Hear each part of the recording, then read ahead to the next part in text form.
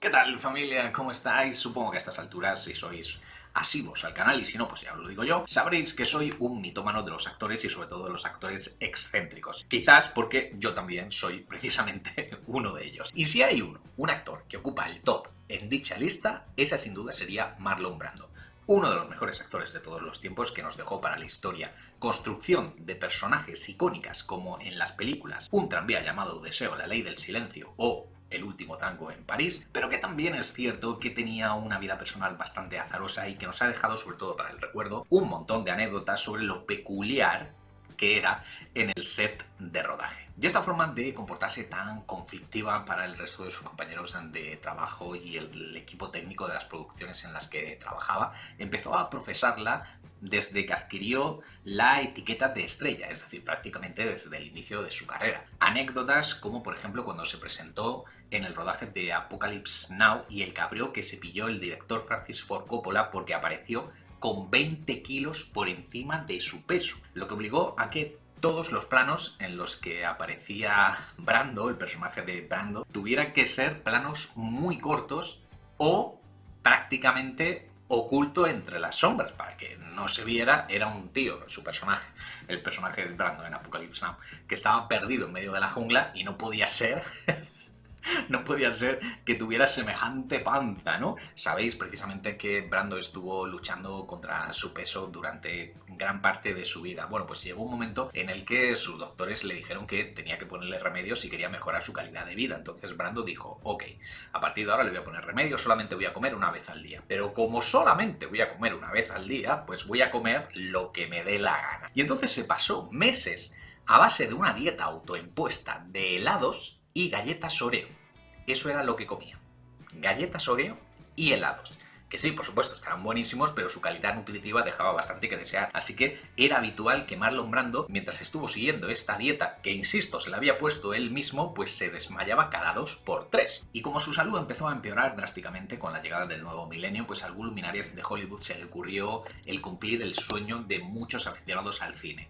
¿Qué sueño? Pues el juntar en una sola película a los dos Vito Corleone. Es decir, a Marlon Brando y a Robert De Niro, que había hecho de un Corleone joven en las escenas de flashback de El Padrino 2, también de Francis Ford Coppola. Papel que a ambos les supuso un premio de la Academia, en el caso de Brando a Mejor Actor Principal y en el de Robert De Niro a Mejor Actor de Reparto, respectivamente en sus años de estreno. Y para que el sueño se convirtiese en una fantasía, redondearon ese proyecto de juntar a Brando y a De Niro con la inclusión de un personaje, un papel, que interpretaría Edward Norton, que ya en ese momento estaba en los inicios de su carrera, pero había llamado la atención de todo el mundo con sus mejores trabajos, especialmente Las dos caras de la verdad, ese drama judicial a mayor probabilidad de Richard Gere, y American History X, que le habían valido también nominaciones al premio de la Academia a Edward Norton y que habían hecho que ya muchos le considerasen el mejor actor de su generación. Es decir, que la idea del proyecto era juntar en una sola película a los tres mejores actores de sus respectivas generaciones. El resultado final fue la película The Score, la típica historia de robos imposibles con giros de guión que no te ves venir y etcétera, etcétera. Y por algún extraño motivo alguien pensó que el director perfecto para dirigir esa producción era Frank Oz. Que no es que yo tenga nada personal en contra de Frank Oz, todo lo contrario, pero no sé, o sea, no me parece como que sea la elección perfecta para dirigir ese tipo de películas. Creo que habría sido mucho mejor hacer un casting de directores en el que hubiesen incluido a alguien más arriesgado o alguien que tuviera experiencia en sacar lo mejor de los actores que están a sus órdenes, vamos, lo que se considera como un director de actores, o alguien que tuviera algún tipo de vínculo con alguno de los actores que estaban haciendo la película, pero no era el caso. Frank Oz, que yo sepa, creo que no había trabajado nunca ni con Brando, ni con De Niro, ni con Edward Norton. Y Marlon Brando debía de pensar lo mismo, porque The Score ha pasado a la historia no por sus valores artísticos, sino por las constantes discusiones que tuvieron el actor Brando con el director Frank Oz, a quien Brando se pasó todo el rodaje llamándole señorita Peggy. Señorita Peggy, sí, como la cerdita de los Muppets o los teleñecos aquí en España, y que solamente servía, y cito textualmente, para meterle la mano por el culo a un muñeco. Y es que efectivamente Frank Oz se había creado un nombre en la industria gracias a que era marionetista. era el colaborador habitual de Jim Henson desde sus inicios, había sido, por tanto, corresponsable del éxito de los Muppets, había codirigido también Cristal Oscuro, había colaborado también en la icónica película que en su momento fue un desastre de taquilla, Laberinto, y, sobre todo, Oz, Frank Oz, si por algo va a pasar a la historia, sin duda, es por haber concebido, haber manipulado y haberle prestado su voz al maestro Yoda a partir de El Imperio Contraataca, cuando George Lucas se les acercó para pedirles ayuda en la preproducción de la secuela icónica de Star Wars. Bueno, ¿qué coño? Tanto es así que George Lucas, que antes de descubrir la tecnología CGI era un enamorado de los efectos especiales a la antigua usanza, tan contento se quedó con el trabajo de Frank Oz, literalmente George Lucas siempre ha dicho que gracias a él Yoda cobró vida. Tan contento estaba George Lucas, insisto, que intentó presionar a los académicos para que Frank Oz recibiese, al menos, una nominación a Mejor Actor de Reparto, cosa que, lógicamente, los académicos no hicieron. Un caso muy similar al que intentó también Peter Jackson muchos años después con Andy Serkis por la creación de Gollum. En este caso era gracias a la captura de movimientos, pero es el caso más parecido que recuerdo. Peter Jackson quería que Andy Serkis tuviera una nominación porque gracias a él Gollum estaba vivo. De hecho, era el mejor actor de toda la trilogía, la primera trilogía de El Señor de los Anillos de Tolkien. Pero vamos, en los dos casos los académicos se negaron a darles el gusto tanto a Lucas como a Jackson. Ah, bueno, y Frank Oz también empezó a dirigir, es decir, a tener una carrera en solitario como realizador y se encargó de la versión musical, creo que es la más conocida hasta el momento, de La Tienda de los Horrores, donde también hizo de marionetista de la planta carnívora, que es la principal protagonista de la historia, junto a Rick Moranis. Pero bueno, volviendo a The Score, tanto era la tensión que había en el rodaje entre Brando y el director, entre Frank Oz, que Brando se negó a seguir ninguna de las directrices del director. Y en un acto de rebeldía supremo, se empeñó en estar sin pantalones en todas sus escenas, lo que obligaba a que le tuvieran que filmar siempre de cintura para arriba y nunca en planos grandes o generales. Y mira que, pensándolo con retrospectiva, el personaje de Marlon Brando, bueno, menos mal, también te digo, que tampoco es el protagonista principal, sale en total, yo qué sé, unos 15, 20 minutos, 3, 4 escenas, como mucho tendrá a lo largo de todo el metraje. Bueno, pues tan en peligro estaba la producción de The Score que tuvo que llegar Robert De Niro al rescate y filmar él todas las escenas, mientras el director de la película, que esto es ya el colmo, mientras que Frank Oz estaba afuera fumándose un cigarrillo, ¿no? Porque Marlon Brando no quería ni verle en el set de rodaje mientras él estuviera presente.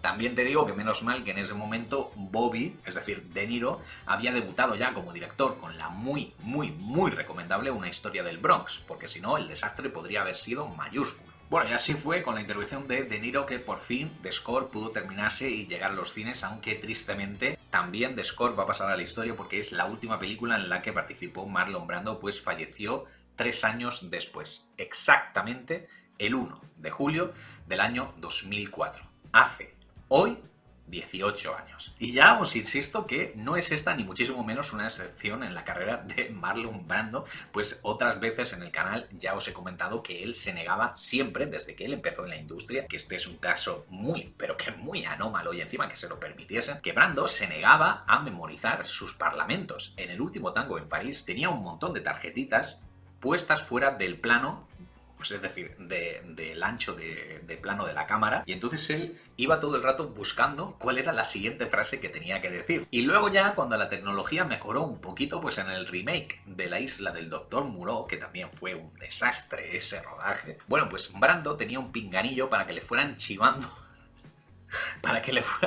el texto, ¿no? Como los antiguos apuntadores del teatro. En fin, genio y figura hasta la sepultura, como se suele decir. Y además te queda el regusto amargo de que, visto el resultado final de Score, tampoco es que sea una obra maestra. Sí es cierto que tú ves los 3 actores que aparecen en la cinta y dices, joder, yo vería esta película, aunque fueran 2 horas de solamente ellos 3, leyendo la guía telefónica, ¿sabes? Pero, hay que negarlo, el resultado final de The Score se quedó muy por debajo de las expectativas que había levantado. Y por qué no decirlo también, pues en años posteriores el propio Frank Oz ha reconocido que quizás la culpa de lo que pasó en el set de rodaje, de esas discusiones que tenía con Marlon Brando, era suya. Es decir, él mismo se ha echado las culpas porque haciendo un ejercicio de introspección se dio cuenta de que su bagaje profesional hasta ese momento básicamente era controlar, supervisar milimétricamente todo lo que pasaba en el set de rodaje, todo lo que salía en el plano de la película. Claro, al ser muñecos, pues todo tenía que ser perfecto. Pero se encontró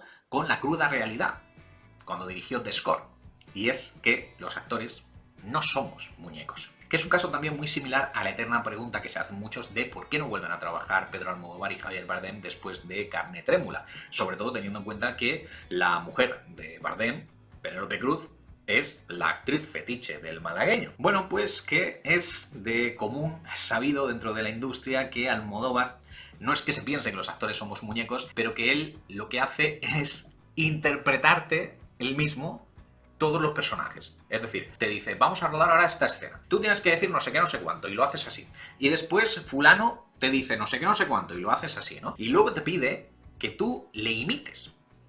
Y se cabrea contigo si tú no lo haces exactamente como él te ha dicho. Y claro, no digo yo que esta sea una mala forma de trabajar, quién soy yo para decirle a Pedro lo que tiene que hacer, pero a actores como a Javier Bardem, pues esa mecánica de trabajo como que no. Y hasta aquí el vídeo del día de hoy, dejadme vuestra opinión en la caja de comentarios que como siempre le estaré dando feedback. Y si hay suerte, nos vemos mañana, familia. Hasta entonces, un saludo. ¡Chao!